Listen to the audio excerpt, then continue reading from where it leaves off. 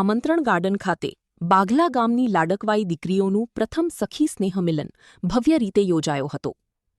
આ કાર્યક્રમમાં બાઘલા ગામની દીકરીઓ મોટી સંખ્યામાં ઉપસ્થિત રહી હતી અને લાંબા સમય બાદ એકબીજાને મળીને સ્નેહભર્યો સમય વિતાવ્યો હતો. આ સખી સ્નેહ મિલનનો મુખ્ય ઉદ્દેશ બાઘલા ગામની દીકરીઓને એક મંચ પર લાવી સ્નેહ, એકતા અને આત્મીયતાના સંબંધોને વધુ મજબૂત બનાવવાનો હતો. કાર્યક્રમ દરમિયાન મહિલા સશક્તિકરણ, શિક્ષણ, સમાજમાં મહિલાઓની ભૂમિકા તેમજ વ્યસન મુક્તિ જેવા મહત્વપૂર્ણ સામાજિક મુદ્દાઓ અંગે ચર્ચા અને માર્ગદર્શન આપવામાં આવ્યું હતું.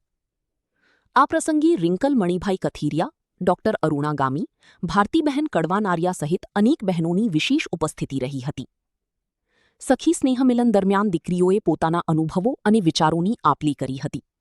પ્રથમ વખત યોજાયેલા આ કાર્યક્રમને લઈને બહેનોમાં પણ ભારે ઉત્સાહ જોવા મળ્યો હતો. કાર્યક્રમના અંતે બાઘલા ગામની દીકરીઓ વચ્ચેનો સ્નેહ, એકતા અને પરસ્પર સહકારનો સંબંધ હંમેશા જળવાઈ રહે તેવો સંકલ્પ વ્યક્ત કરવામાં આવ્યો હતો. બાઘલા ગામની દીકરીઓનું આ અનોખું સ્નેહમિલન માત્ર એક કાર્યક્રમ નહીં, પરંતુ પોતાની માટી અને પોતાના લોકો સાથેના સંબંધોને વધુ મજબૂત બનાવતી સુંદર પહેલ બની રહ્યો હતો. રિંકલ મણિભાઈ કથિરિયા, પ્રમુખ લાલપુર, જામનગર જિલ્લો આવે અમારો. બાઘલા ગામનું નામ છે.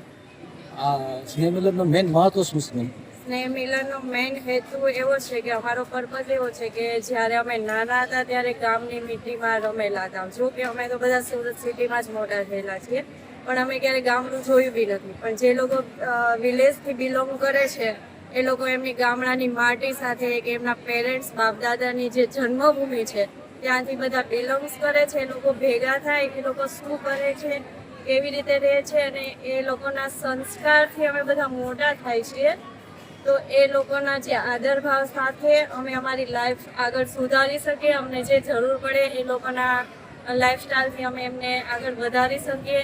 બાકી બીજું તો કેવું છે કે કોઈ નાની મોટી બેન દીકરીઓ હોય છે કે એમને કોઈ ફાઇનાન્શિયલ સપોર્ટ તો અમારાથી મળી શકે એવું છે નહીં, બટ એમને અમે પોતાના જે ઘરેથી વર્ક કરી શકે એવા વર્ક કરવા માટે હેલ્પ કરી શકીએ કે એમનો બિઝનેસ થોડોક આગળ કરીને એમના ઘરને થોડોક સપોર્ટ કરી શકે, ફાઇનાન્શિયલ સપોર્ટ મળી શકે.